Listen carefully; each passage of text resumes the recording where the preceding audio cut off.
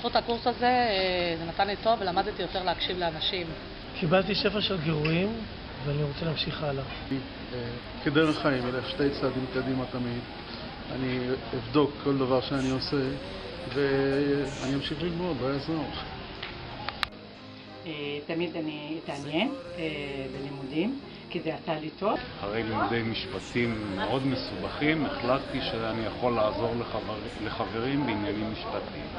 למדתי לדעת שיש על מי לסמוך בעתיד, שיוביל את המשפט לצדק משפטי באופן הוגן וישר.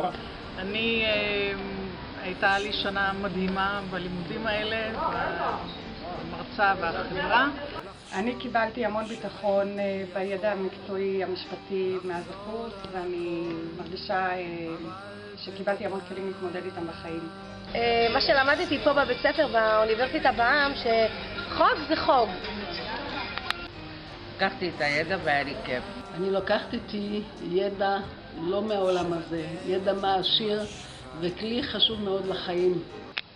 אני חושבת שאת כל התחום המשפטי הוא משהו שכל אחד צריך לקחת משהו ממנו, ואני במיוחד, היות אני עובדת בתחום, זה רק חידד לי וגם להרגיש יותר בטוחה. הקורס הזה אני הרבה הרווחתי ידע שאני לא הייתי יודעת בדברים של המשפטיים.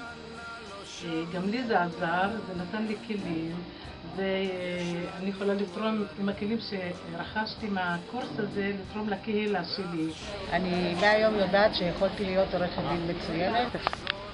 בודקת יותר את הדברים לעומק ומודעת יותר לזכויות שלי. כשלמדתי את המשפטים, אני כבר מאוד חזקה, ואני יודעת, ויש לי ידע מאוד טוב, להדריך את האחרים מה עושים ואת הזכויות של כל אחד במדינת ישראל, מה מגיע לו ומה לא מגיע לו. הקורס הזה מאוד מדהים. אני לקחתי ביטחון עצמי, למדתי לעצמי, גם אני יכולה לעזור לחברות שלי. קיבלתי חוץ מהביטחון, גם קטע של החברות, הכרתי הרבה אנשים שלא מאמינה שהייתי מכירה אותם גם ככה, וזה נותן לי הרגשה נהדרת. לא שנה, לא שבוע, יש לנוע ולחשוב שהייתי יכול לחזור על הכל, אבל בן אדם